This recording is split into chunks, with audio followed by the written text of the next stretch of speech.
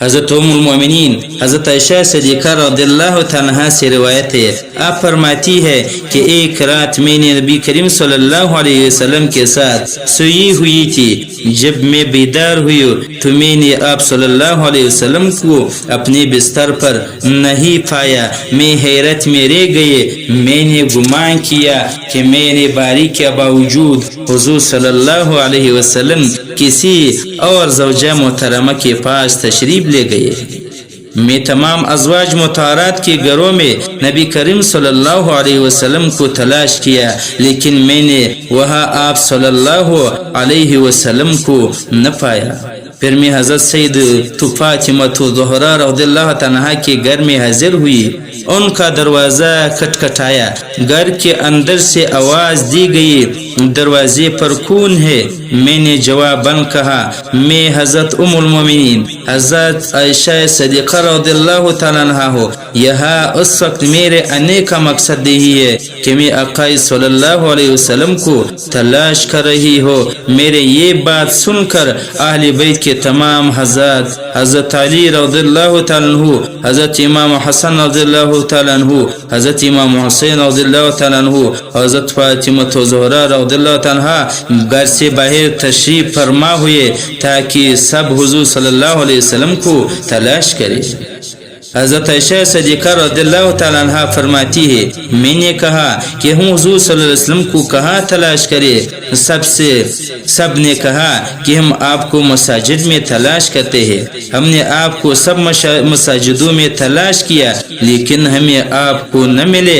آپ صلی اللہ علیہ وسلم مسجدوں میں ہم کو نہ ملے۔ حضرت علی مرتضی رضی اللہ تعالیٰ عنہ نے فرمایا کہ حضور صلی اللہ علیہ وسلم سرور کائنات نور مجسم صلی اللہ علیہ وسلم کو جنت البقیع قبرستان میں تشریف لے گئے ہوگے۔ چنانچہ ہم قبرستان کی طرف آئے تو اچانک کیا دیکھتے ہیں کہ قبرستان کے اوپر نور ہی نور ہے۔ حضرت علی مرتضی رضی اللہ تعالیٰ عنہ نے فرمایا کہ یہ حضور صلی اللہ علیہ وسلم کا نور ہے۔ ہم اس طرف آئے تو کیا دیکھتے ہیں کہ نبی کریم صلی اللہ علیہ وسلم سجدے کی حالت میں گریہ کر رہے ہیں اور آپ کو آس پاس کسی کا احساس نہیں ہے۔ آپ آہوزاری کر رہے ہیں اور سجدے کی حالت میں یہ فرما رہے ہیں ان تعذبہم فإنہم عبادک وإن تغفر لہم فإنک انت العزیز الحکیم۔ یا اللہ اگر تو ان کو عذاب دے تو وہ تیرے بندے ہیں، اگر تو ان کو بخش دے تو بے شک تو غالب حکمت والا ہے۔ جب حضرت سیدہ فاطمہ زہرا رضی اللہ عنہا نے آپ کی یہ حالت دیکھی تو وہ آپ کے سر مبارک کے پاس کھڑے ہو گئے اور آپ صلی اللہ علیہ وسلم اور آپ نے زمین سے حضور صلی اللہ علیہ وسلم کے سر انور کو اٹھایا اور عرض کیا اے میرے ابا جان، آپ کو کیا ہوا؟ کیا کوئی دشمن حاضر ہو گیا ہے یا وہی نازل ہو گئی ہے؟ نبی کریم صلی اللہ علیہ وسلم مبارک نے فرمایا اے فاطمہ، نہ دشمن حاضر ہوا اور نہ ہی وہی نازل ہوئی، لیکن آج رات شب برات ہے، اس بابرکت رات میں اللہ تعالیٰ سے مانگ رہا ہوں۔ اور آپ نے فرمایا اے عائشہ رضی اللہ عنہا، اگر قیامت ہو جائے تو میں اللہ تعالیٰ کی بارگاہ میں سجدہ کروں گا، میں اپنے رب سے مانگوں گا اور شفاعت کروں گا۔ پھر رسول اللہ صلی اللہ علیہ وسلم نے فرمایا ان اردتم رضائی فاسجدوا واعینونی بالدعاء والتضرع، اگر تم میری رضا چاہتی ہو تو تم سجدہ کرو نیز دعا خشوع اور خضوع کے ساتھ میری مدد کرو۔ آقا صلی اللہ علیہ وسلم نے حضرت علی مرتضی رضی اللہ عنہ کو فرمایا یا علی اسجد انت واطلب رجالا، اے علی تو سجدہ کرو اور مردوں کے لیے اللہ تعالیٰ سے بخش طلب کرو۔ حضور صلی اللہ علیہ وسلم نے حضرت فاطمہ حضرت عائشہ رضی اللہ تعالیٰ عنہما کو فرمایا يا فاطمة ويا عائشة اسجد أنتما وطلب الصبيان والنساء. اے حضرت فاطمہ، حضرت عائشہ، تم دونوں سجدہ کرو اور اللہ تعالیٰ سے بچو اور عورتوں کے لیے بخشش طلب کرو. فسجدوا او بکو الى انفجار صبح. سب نے آقا صلی اللہ علیہ وسلم کی تعلیم کے مطابق سجدہ کیا اور صبح صادق کے طلوع ہونے تک رب ذوالجلال کی بارگاہ میں آہوازاری کی. ہمارے معزز گرام، یا اہل المجلس انتم اولا بالتضرع لان ذنوبکم اکثر فانہم یبکون. اے اہل مجلس، تم آہوازاری کرنے کی زیادہ لائق ہو، اس لیے کہ تمہارے گناہ زیادہ ہے.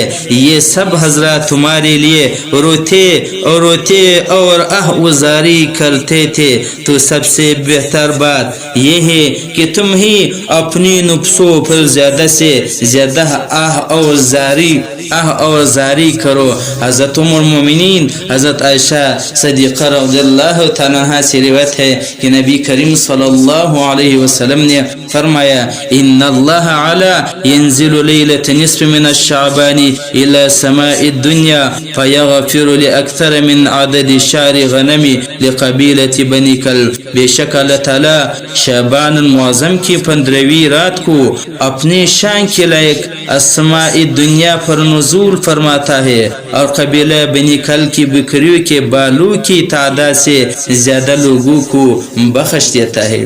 آقا صلی اللہ علیہ وسلم نے خاص طور پر اس قبیلہ کا ذکر اس لیے کیا کہ ان کی بکریوں کی تعداد تمام قبائل عرب سے زیادہ تھی، اس لیے ان کا ذکر یہاں پر آ گیا. حدیث پاک کا مطلب یہ ہے کہ اللہ تعالیٰ اس مقدس رات میں اپنی صفت جلال جو دشمن پر غضبناک ہونے اور گناہ گاروں سے انتقال لینے کا تقاضا کرتی کو چھوڑ کر صفت جمال جو کہ رحمت اور مغفرت کا تقاضا کرتی ہے کو اختیار فرماتا ہے.